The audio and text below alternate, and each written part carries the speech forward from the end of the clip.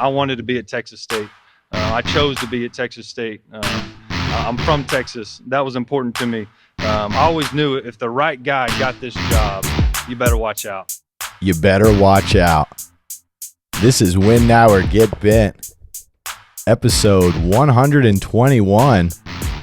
If you don't already know, I'm Kev Tardello, coming to you on Tuesday, August 29th, and it's game week. We're here. We're finally here. What has it been, 7 months of off season, and it's finally game week. All the speculation, all the talk, all the off-season optimism, we get to see if it's real this coming Saturday in Waco. Texas State Bobcats versus the Baylor Bears.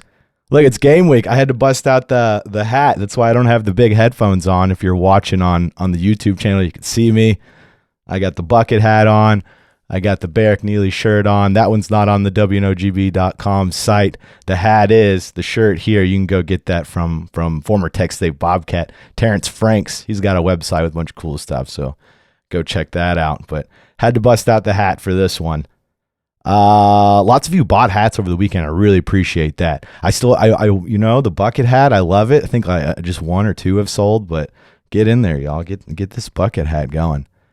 But this episode is brought to you by the Galindo Collective, TGC LLC, thegalindocollective.com, GALINDO, galindocollective.com, a team of professional consultants dedicated to helping others realize their business potential through people, planning, and practice. Their services cover a wide range of areas such as business strategy, marketing, human resources, and financial planning. They offer full-service solutions on general business evaluations, but specialize in residential and rental properties, commercial operations, and construction. If you own property and want to maximize its profitability, contact TGC at thegalindocollective.com and follow their social media platforms on Twitter at TGC_LLC and on Instagram and Facebook at the Galindo Collective. Shout out to my guy there, Rick Galindo, a true Texas State sicko, Texas State grad himself, sponsoring us through the whole season. He's done a whole lot of great things for us. He helped us get the Sunbelt Media Day in July. It's great to be partnering with TGC for the rest of the season. So go hit them up for any of your business consulting needs at thegalindocollective.com, GALINDO, galindocollective.com. All right, let's get to these Bobcats. I'll do a quick update from some of the other sports that aren't football. Then I'm going to do another two-deep prediction because tomorrow is Tuesday. It'll be the press conference leading up to the game, and that's usually the day that they give us a depth chart, whether it's the depth chart that they have finalized for Saturday. A lot can change between Tuesday and Saturday. It'll probably have the or by the quarterbacks. Doesn't seem like, from what we got from G.J. Kinney last week, he's not going to tell us who a quarterback is. So I imagine we're going to see an or with TJ Finley and Malik Hornsby. But I'd figure on the day, I'm recording this on Monday, so by the time you're listening to this on Tuesday, I'll probably be at that press conference, so I'll have that two-deep roster that they'll hand out there. Hopefully they hand one out. But I figured I'd go ahead and on the eve of it, do one more prediction. We got through 3 weeks of fall camp, another mock week last week. Since the last time I did one leading into fall camp. So I figured I'd update that one. And then we're going to do a Baylor review, not a preview. We'll do a preview later in the week. This one's going to be a Baylor review. Now, it's going to be like third straight year. It is the third straight year Texas State and Baylor are facing off. So just want to look at that history, those past games, and talk a little bit more about Baylor because that one's coming up. But before that, let's do a quick update on some of the other sports. Specifically, volleyball. We'll start there. They are 2-1 on the season. They started their season this weekend, officially started their season. Now, they had that exhibition win last weekend against UTSA.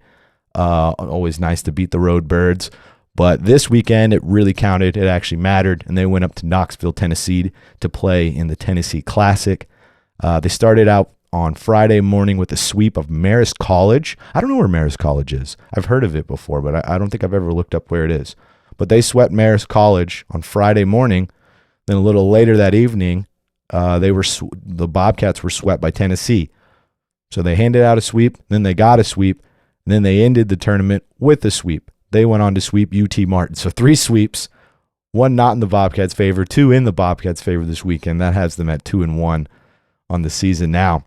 They are back in San Marcos this weekend to host the Texas State Invitational. UNT is up first on Thursday. Then I think it matters how some of those games shake up for their next opponent, but it looks like it'll be the Houston Cougars. So some good opponents, some Texas teams. Usually whenever they do some of these tournaments, most of the teams are local. That's why probably Marist is from Tennessee or up that way. Somebody will correct me. Hop in the comments and correct me. I don't mind that at all. But yeah, usually they're more local teams. So Bobcats are hosting a tournament this weekend, so it'll be some local teams. Soccer, 2-game losing streak since the last episode. I last one I recorded on Thursday. It came out Friday, and they played a game Thursday night. And if you listen to the audio only version of the presser pod that I throw on Apple and Spotify, I gave a little update on soccer and how they lost to UNT. Then they went on to lose to UTSA on Sunday in San Antonio. It was a 3-1 loss to UNT and a 1-0 loss to UTSA. So they didn't get any goals up at all after starting pretty hot those first two games. They went cold there, but they have a pretty big opponent this weekend, Oklahoma State on Thursday. So big day in San Marcos on Thursday. You're gonna have volleyball. Volleyball is hosting UNT for the Bobcat Invitational, and then Oklahoma State for soccer. It's pretty good night of sports. I've yet to go to one of those games. I really want to, so maybe I can plan for that on Thursday. Thursday seems like a day that would work out really well for me. Last year, I don't know how much I've actually mentioned this, but last year I severely undercovered some of the other sports that weren't football, and even in my opinion, I undercovered football because I took on a side job. When my wife was pregnant and I needed insurance, so I went out and I grabbed a job delivering packages. I was doing that quite a bit during the week. It's nice to have that insurance, a little extra income. But after doing that for a while, and after the season, and after we got a little more comfortable when Jade, our baby, was born and was around for a little while, I was like, you know what? I'm going all in on the pod. And it kind of coincided when I brought in Zachary Webb, the Wizard producer here. We met in February. I quit that job in March because I was like, okay, if I'm bringing in other people, we got to go all in. So, and part of going all in is covering these other sports. I give these little updates at the beginning of episodes, and it's not really enough. I want to do more. I want to do more with these sports and get to know them the same way I do football. I don't know. There a lot of my time goes into football because that's what the Statesman wants. As a lot of I write for the Austin American Statesman. Just wrote a cool deal on Chance, Maine, if you want to check that out from this weekend. And the big push for them is football. I'll do the weekly notebooks, and that covers all the sports, but there's never the same like game recaps and in-depth coverage from them. There's a lot going on up there, specifically UT, so they just don't make a lot of room for it. But now I have the patreon.com/win-now-or-get-bent. We have the YouTube channel, so there's just a lot more content we can do. I need to figure that out and get more of that coverage of these other sports. Because now I'm all in. Now I don't have the side job getting in my way. Last season, I'll be honest, I wasn't trying to advertise too much. I was doing 40 hours a week at another job, and then covering the Bobcats, and the baby was born in October, and I didn't have any paternity leave. I didn't have any of that, either one of my jobs. So I mean, it was all systems go for me last season. I was able to make it through, so I'm actually really excited for this season to have. I'll be able to focus more on the Bobcats, focus more on the pod, bringing y'all content. This is, as far as I'm concerned, this is my full-time job now. I mean, shoot. It's a lot of fun, and I hope I can continue making it a living. Y'all help with that, absolutely. Your support and everything. So I appreciate all you sickos out there. But yeah, there you go. There's Bobcat update. We'll check in with some of those other sports more so down the road. Well, we're going to transition to some football. I mean, we got to. It's game week. Bobcats are playing this Saturday. No new news since the last episode. Nothing really broke or happened. A lot of times there's a commit or anything. It's been all quiet on the Western Front. So I decided to update the 2 deep prediction.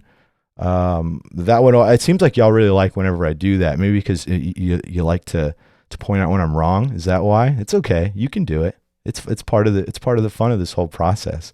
That's why I want to do this on the night before or day before I think it's going to come out on Tuesday, is so that when it comes out we can see how wrong I was. Because I'm pretty sure there's a few positions that I'm not super confident in, and being like, okay, I know exactly who's going to start here and who's going to be the backup and what the rotation is going to look like.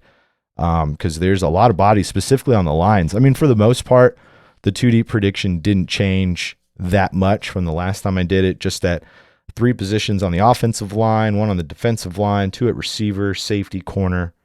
Oh, and defensive end. Yeah, I switched around some defensive ends as well. So let's do this though. Let's go through the list. This is now I'm basing this off of this is literally, if you can see on the YouTube channel, I'm holding up a list. This was the first 2D prediction I did. I think it was July, maybe early August. But I'm going to stay the same at quarterbacks. I think about it, it was a little bit further into August that I did this, because I opened it with Seamus O'Kelly. He's still the number 1 punter. But we're going to start at quarterbacks this time. Quarterback, I still think it's going to be TJ Finley is the first one out there on Saturday. Now, you might be confused because you're like, the last episode you just talked about how much you like Malik Hornsby, how he fits in this offense, that running style. It seems like these coaches, that's what they're looking for. And yes, all of that is still true. I still contend that TJ has the stronger arm. There's just other things that I've heard about him forcing the throw. I haven't really seen that as much firsthand, but that one makes sense to me. He's not the most athletic guy, not the fastest guy out there, and that seems like something they like, especially when you look at Lindsey Scott Jr. last year at Incarnate Word. Lindsey Scott Jr. was the quarterback, Walter Payton Award winner, very much a dual threat, threw more than he ran, but still a dual threat. And they bring him over on staff to help with the quarterbacks and everything. I mean, would they bring him over to help out a quarterback that doesn't run or isn't capable of it? So that's why I was leaning Malik for long term for this offense. But why this Saturday I still think it's going to be TJ Finley. It's when I look at Chance Main, the Colorado defensive end who transferred in. I just said I wrote about him for the Statesman. I wrote some more about him on patreon.com/whenDoWI if you want to check that out. He transferred in really, really late after fall camp. His first week here was mock week, and he was able to do that because he was a grad transfer. So the same rules don't apply, and these guys can transfer at will. I mean, I'm sure during the season there are some ramifications, like, hey, the season has started, so you probably can't transfer and go play somewhere. I think you have to transfer before classes start, if I have that correct, which is right under the gun for Chance Main. He got in there right when classes started. So I could see it as an effort to keep his morale high so he doesn't transfer, because TJ Finley is a grad transfer and he can leave whenever without restrictions or anything. It's a different deal for Malik. Malik transferred in. That one transfer rule, I'm pretty sure that would apply. So if he were to leave again, he'd have to sit out a year. So for that reasoning, and he's got a strong arm and he's got a lot of experience, I think they're going to roll with TJ Finley. But I do believe GJ Kenny when he's talking about that could see both in this game on Saturday. I'd be shocked if one quarterback took all the snaps. They'd have to be playing exceptionally well to take all the snaps. I mean, why would they not want to evaluate both of them? So, and he even said it's kind of inconsequential whoever does start, because they may not play the next series, they may not start the next game. Who knows what's going to happen. That's for those reasons, I still think TJ Finley gets the start.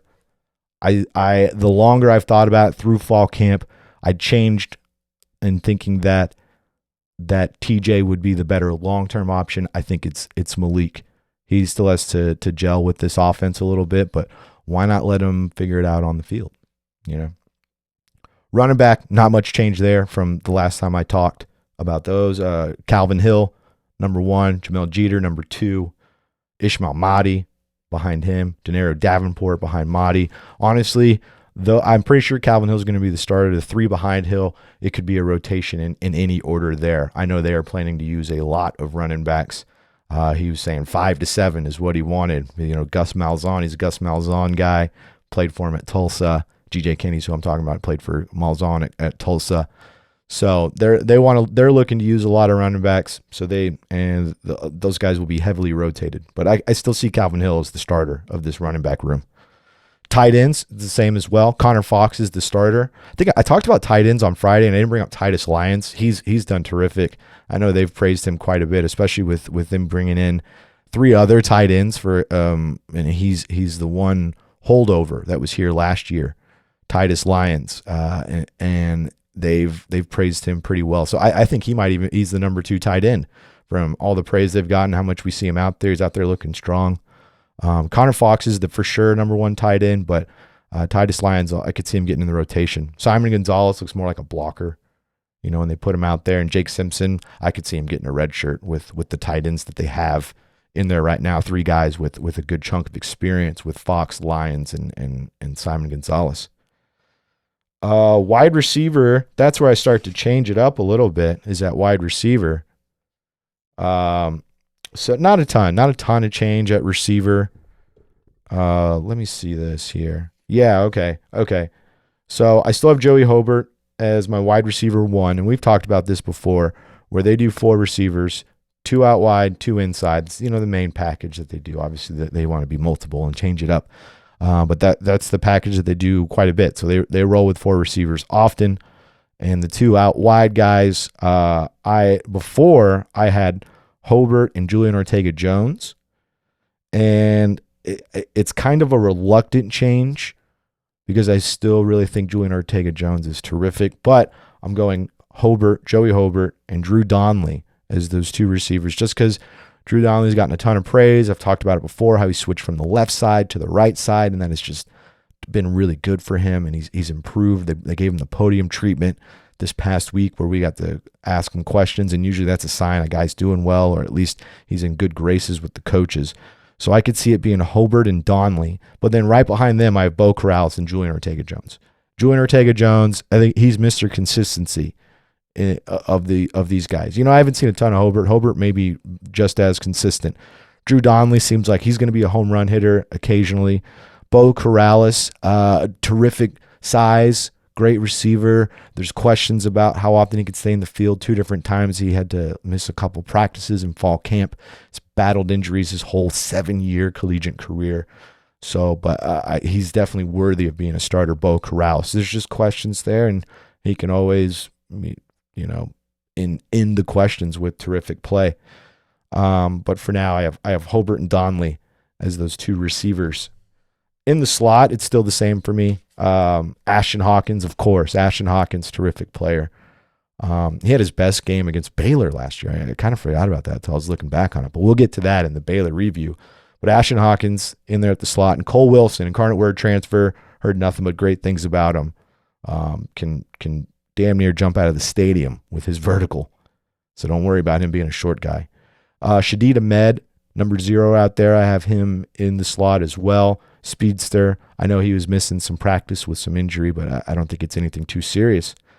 And I still have Chris Don Jr. behind Wilson, the freshman coming in there. I think he's making some waves, number 14 out there. Every time I look up, I feel like I see some highlights or something good that Chris Don Jr. is doing. At offensive line, on the left side, not a ton of change. I say the left side, but left tackle, really, not a ton of change. It's going to be Nash Jones. Still think he's going to be there. Still think it's Alex Harkey backing him up right there. Left guard is where I have it changing just a little bit. On the first variation, I had Chase Todd there, and I had an Abebo brother backing him up. That's a little bit of a different deal. Now it's Dorian Strawn, Incarnate Word transfer, and Chase Todd. I have Chase Todd backing him up. I had Chase Todd as the starting guard there, but it looks like Strawn is their main guy right there. Center is still the same from the last time. Caleb Johnson, the big show, big old center at 6'6", 340. He'll be in there as the number 1 center. Danny Valenzuela, Arizona State transfer behind him. Now right guard, I was way off. So I had Dorian Strawn as the starter. Now, as I've said, he's on the left side, so he's not on the right side. And I had Marcus Alexander backing him up. It's actually, from what I saw, now this could change. They've been playing a lot of musical chairs with the offensive line and on the defensive line. So there's a lot of moving pieces, a lot of new bodies at both of those units. So this could change a lot, but they have Bray Walker, 6'7", 350 from Oklahoma, playing guard, which is a huge interior guy. I've definitely mentioned that on the pod before. I have Marcus Alexander backing him up. Both of them are Oklahoma transfers. Looks like they're both getting in there at the same position at right guard. And then at right tackle, I have Jameto Abibo. Jameto Abibo, one of the Abibo brothers. Now, I have been saying Hameto Abibo. I was told the J was silent. I have now been told the J isn't silent. I haven't confirmed it because the source is the same source. The person told me the J was silent. Didn't say the J wasn't silent. So I don't know. I'll find out. I'll be at the press conference on Tuesday. I'll ask somebody and I'll get some clarification on the pronunciation of potentially the Bobcats starting right tackle with Jameto Abibo.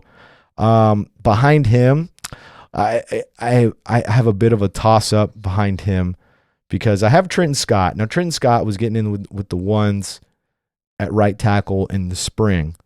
And he always sticks out in my mind. He's a Luling prospect. I was there for his signing day at a high school because Luling's just right down the road. I know he's a terrific athlete. He's 6'6", 300-something pounds. At 6'6", 300 pounds in high school, he was dunking the ball. He was their star basketball player.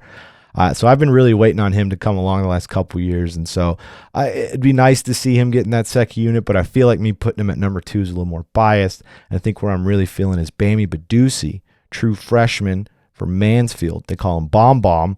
G.J. Kinney was just talking about at the last press conference how we let Bomb Bomb break out the warm-ups. He's talking about Bamy Badusi, so letting a true freshman break him out. That it's impressive to me. And so I think that they have a lot of respect for him. So I could see him being there at the number 2 right tackle. But Trenton Scott, very worthy of being right there. Deep at offensive line. We'll see how they all gel together and chemistry-wise. Continuity is the big thing with so many new players and them getting that chemistry down. But, man, oh, man, that's a lot of bodies on the offensive line. And at least they have a lot of different kinds of players to pick from there. All right, we'll switch to defense now. I do have some changes at safety. It looks like I first wrote Torrey Spears and Caleb Culp. I still think Spears could start. He's going to get heavy in the rotation, but I think it's going to be Culp and Sean Holton. Holton, who we were able to talk to this past week, he came out on Tuesday at a great press conference. Check that out on the audio version presser pod from last week. And they're roommates. They know each other very well. They're very familiar with this system, and they've both been talked about in high esteem. So I could see them coming out as the first 2 safeties. With guys, Torrey Spears, of course, getting into the mix, and Bobby Crosby. We've heard a lot about Bobby Crosby coming in from Cisco College. Heard about him from Dexter McCoyle. So I could see him getting in the mix as well. But yeah, I could see the 2 Incarnate Word guys manning the spot at safety. I didn't think that a few weeks ago, however long ago it was when I did the 2 deep prediction. It's that time of year. It's all meshing together time. But yeah, I wasn't so sure about it. And I may have been discounting Sean Holton and his leadership and what he means to this team. Seems like he's pretty important, though. At the star position, that's still the same. If you remember, the star position's like what they call nickel. It's they are in coverage, still playing man coverage, but it could blitz every now and then. It's an interesting position that they have in this 4-2-5. I still think it's going to be Caleb Coleman or AJ Edwards. I don't have a 1 or 2. I know those are the 2 on the depth chart. I don't know which one's going to start because I know for a fact AJ Edwards is a pretty terrific DB. We've seen him play quite a bit here. I haven't seen Caleb Coleman, but I've heard awesome things. He's the West Virginia transfer, and they seem to really like him there at that star position. So that'll be an interesting one. Seems like they're pretty strong there. After thinking in the spring, man, what are they going to do? Seems like they're thin at this position. I'm pretty confident in that star position now. Inside linebacker has not changed either. You know what? Before we get to inside linebacker, let's do corner because there's just a slight change at corner. I still have Joshua Eaton, the Oklahoma transfer, and Caleb Ford Dement, the Washington State transfer. I have them as the 2 corners. I mentioned before Caleb Ford Dement was a little banged up at practice. I don't think that one's too serious, so I could see him getting out there. But behind them, I changed the backups just a little bit where I have, Mills obviously is going to be in the mix and a starter, but I wanted to add John Blunt Jr. into the mix because it seems like he's getting talked about a lot. Yeah, because it's on the first one I had Sean Holton as the backup corner. He's a safety, and he may even be the starting safety. I had him as backup corner in this first variation. Now I have him as a starting safety. But behind there, I have John Blunt Jr. now, transferred him from Eastern Kentucky. Could also see Jalen Shelton getting in the mix from West Virginia. Wasn't sure if he was going to play safety or corner. Seems he's settling in at corner. That backup corner spot. That's the only other thing that really changed from my first one. Inside linebacker is exactly the same. Brian Holloway, Dan Foster Jr. They have a symbiosis at that middle linebacker spot, and in this 4-2-5, when there's only two of those spots, that's pretty important. Where they have to, to work off each other. I mean, Jonathan Packey said it last week. If one misses it, the other fixes it. That's what they have to do as those two linebacker spots. If one misses a gap, the other one makes up for it. They have to be there to stop the run. Doesn't seem like they're going to blitz a ton. It seems like these guys, Jonathan Packey, it seems like he relies on that defensive line to get in there and get that pass rush going, which is why they've been so focused on the defensive line, bringing them in. But they'll still blitz like the star position, do some crazy blitzes every now and then, but it doesn't seem like those middle linebackers are going to blitz a lot. So they're going to be in coverage on pass. They're going to need to stop the run. And that fits both of these two guys' skill set really well. I'm excited to see how this will go. Texas State has had a long line of really good middle linebackers. Obviously, Brian London, the second, is the one who pops off the most. You can go back to last year with Sione Tupou was pretty good. Binky Coleman was really good. Nick Daniels. There's been some really good guys. Gabe Lloyd. Wow, that's a name I haven't thought of in a while. I don't know why that popped in my head thinking about middle linebackers, but Gabe Lloyd was pretty good almost 8 years ago. But they've had some really good middle linebackers, and I think these two guys are going to add to that. I'm pretty excited to see what those two bring.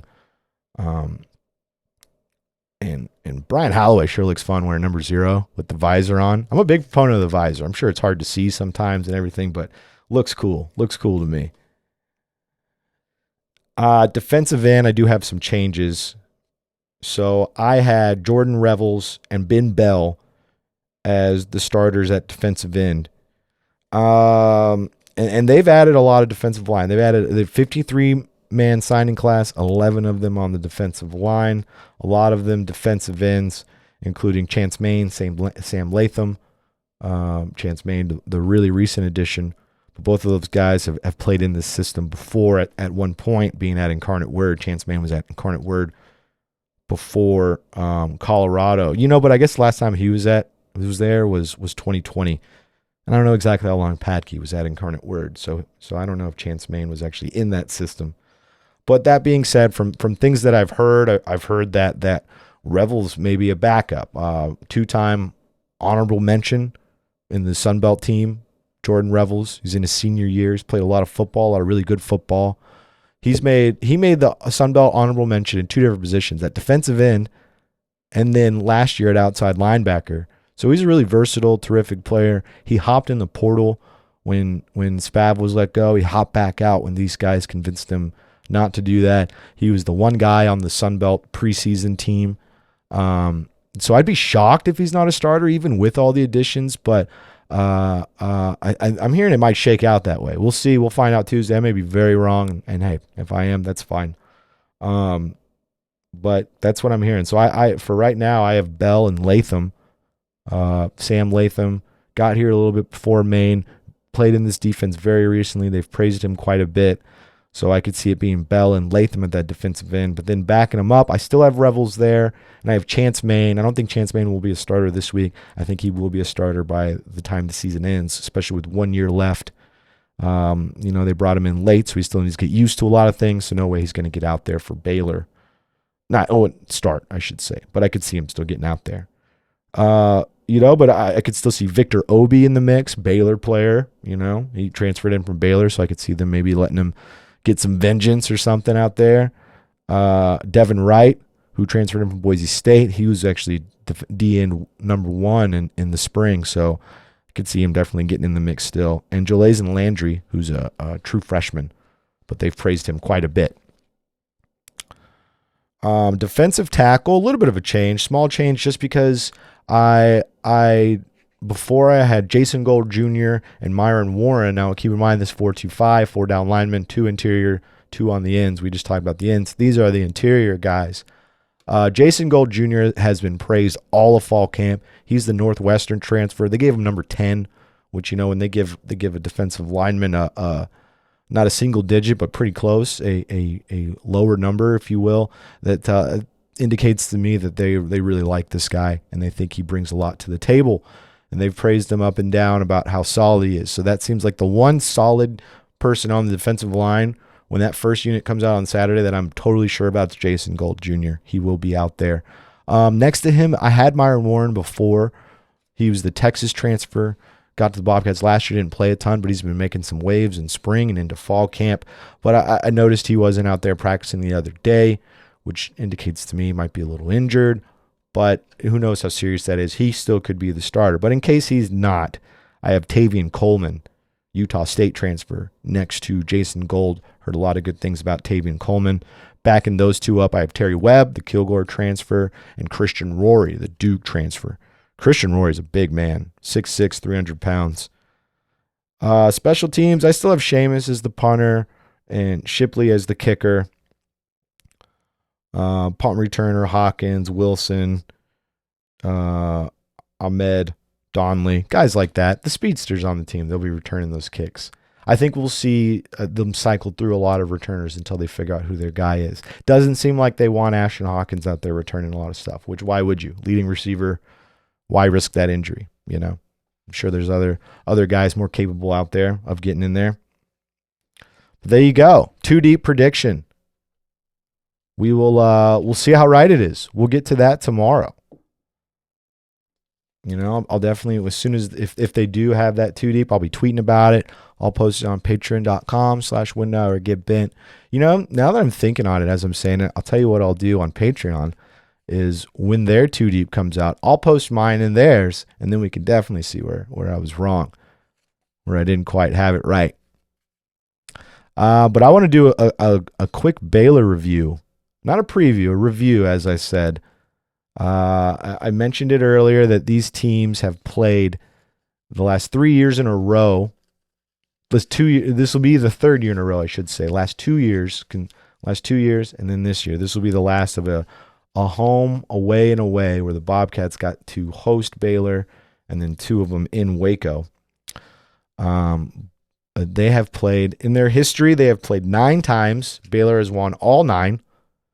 The very first game was 1909. Rich history between these 2 programs.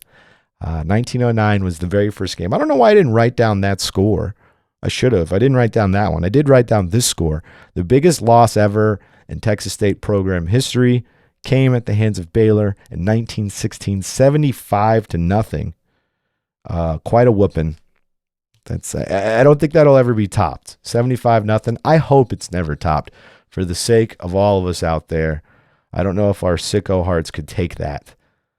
But as I said, this is the 3rd consecutive season they are playing. They played in 2021 in San Marcos, lost 29-20. I've heard some people say, especially when I say it's not, it's probably not going to go great this Saturday against Baylor because Bobcats are 26.5-point dogs against Baylor.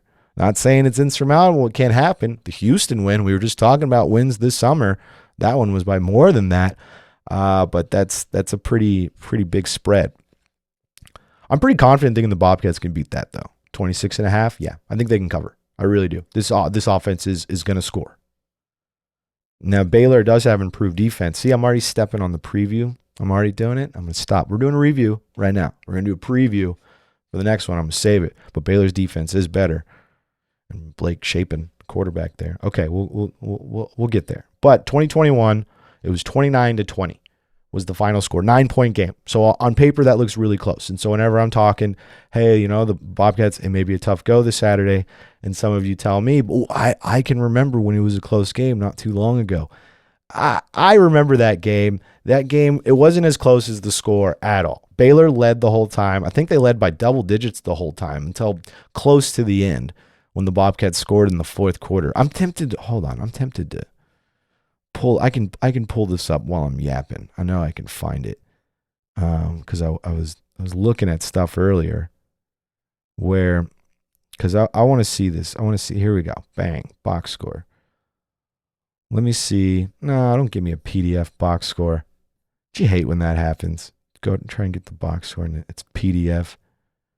Because this game, it wasn't as close as I think we're all remembering. Because, yeah, okay, here we go. With 9:35 left in the fourth quarter, the score was 27-13 after Isaiah Hankins hit a 26-yard field goal. With 1:19 left in the game, Jamel Jeter scored on a 2-yard run, which made it a 7-point game. So, okay, 1:19 left, 7-point game. I'm sure everyone's getting excited about that. Then Baylor followed up with a safety right after that to end the game. So it wasn't as close as you're all remembering. It really wasn't. Like, I remember watching that game and not feeling the Bobcats were in it. Let's see, Brady 20 for 40. Brady McBride 20 for 40 for 156 yards, a touchdown, and 3 picks. They weren't winning with that, you know, and so that was a tough one for sure. But I vividly remember that one being in San Marcos. So yeah, this is a tough opponent for the Bobcats. Last year, obviously, it was tough. 42-7. They lost in Waco. I mentioned earlier, Ashton Hawkins had a great game against them. 13 catches and a touchdown against Baylor. That one touchdown the Bobcats scored, which is also pretty late in the game. And so it's last 2 years been a tough go for sure. The whole history against this team, it's been a pretty tough go. But I was trying to look up some stats, some positive stats. Let's look up some good things that the Bobcats have over Baylor that they can brag about. You know, shout out to Winsipedia.com. Great website. Whenever you're trying to look at team battles, they have some great stats. But here you go. Like I said, first meeting was 1909, so rich history for both of these programs. They've been around for well over 100 years. So let's compare their overall history.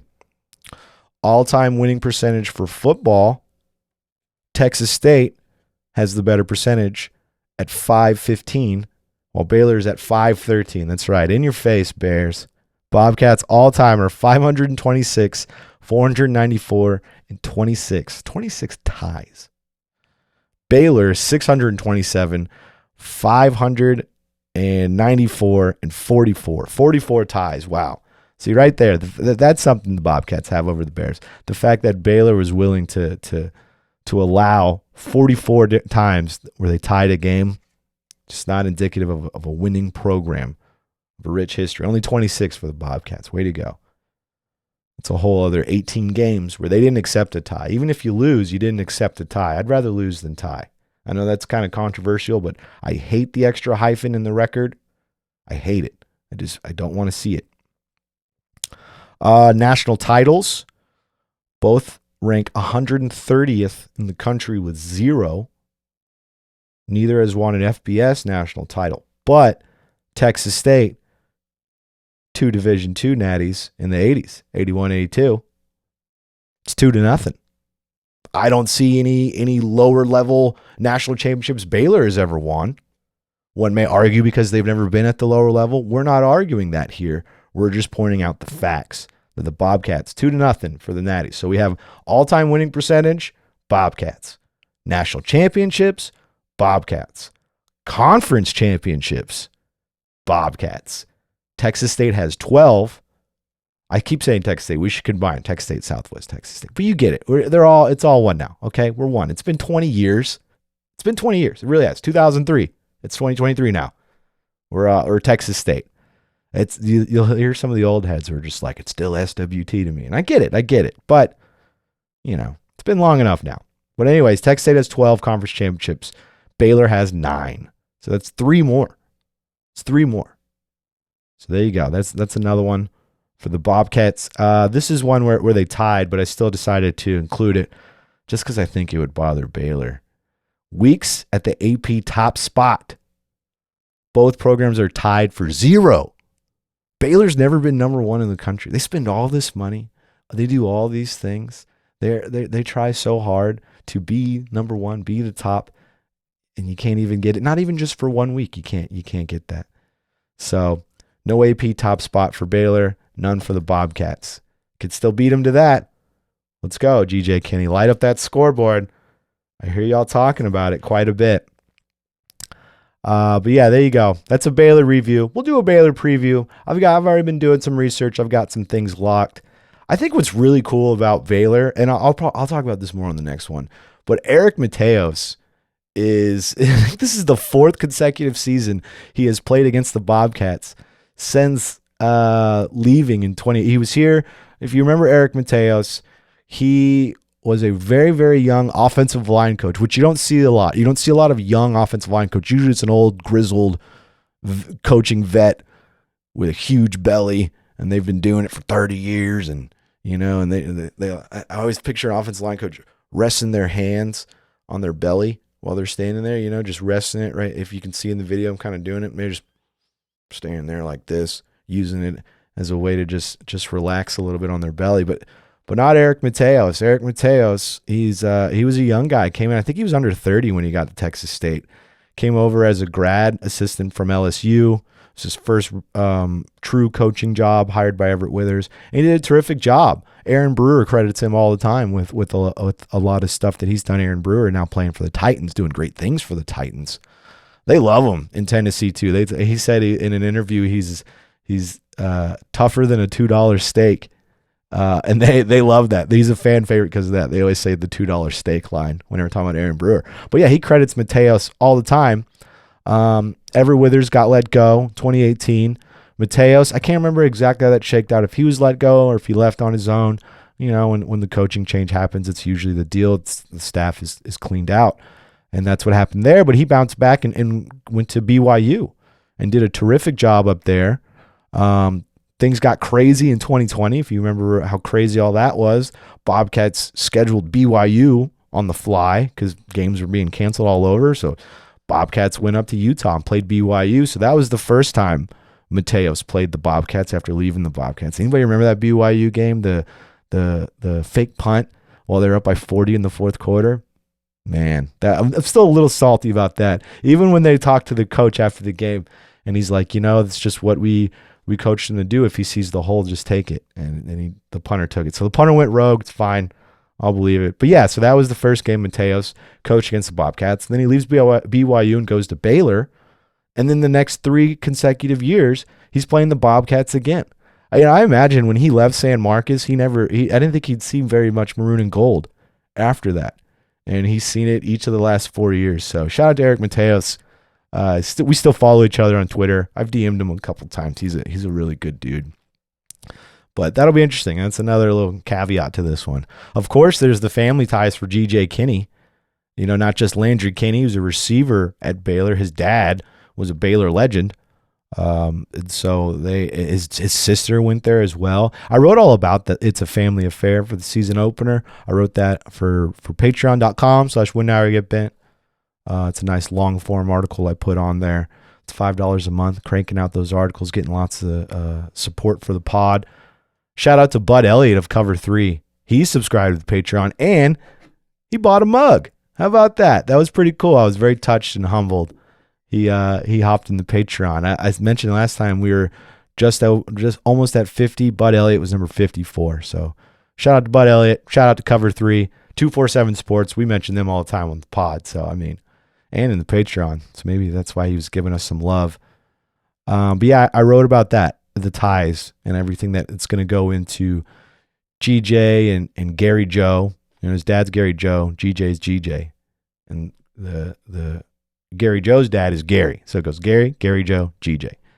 And he did an interview with ESPN Central Texas, and I threw some of the quotes up there. I typed them up and put them on there.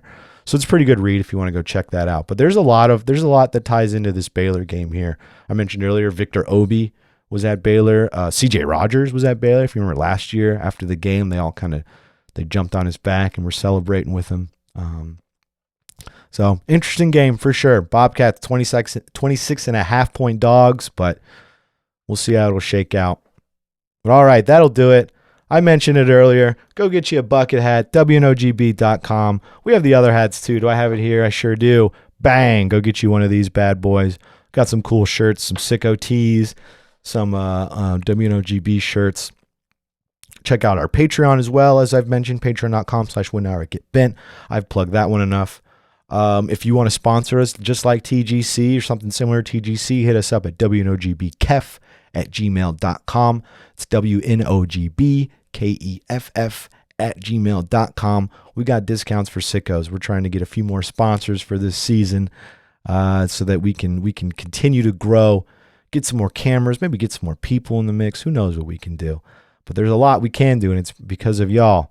I can't thank y'all enough. I do that all the time. I feel never try to overdo it, take the sting out of it, and desensitize you. But I truly mean it. I'm so humbled by all of you. When it still blows my mind that anybody consumes my content, and I love it every time. So thanks to all of y'all.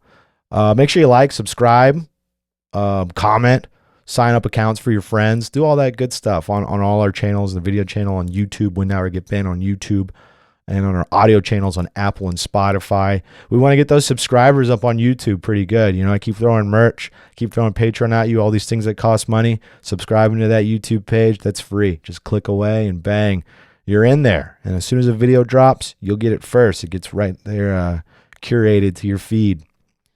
Thanks again to TGC, the GalindoCollective.com, GALINDO Collective.com. All your business consulting needs. Thank you to Rick Galindo sponsoring us through the season. Thank you to the wizard, Zachary Webb, for producing all of these pods and making it look good and getting it out there. I know he's excited. He's going to be on the sideline with that camera for Baylor. He got approved for that. So we are excited. We'll be in Waco this Saturday. And of course, thank you to all you sickos. None of this is possible without you. I'd be shouting about the Bobcats into the void if it weren't for you. So thank you for consuming all our content. All right, everybody. Game week. Let's go. Win now or get bent.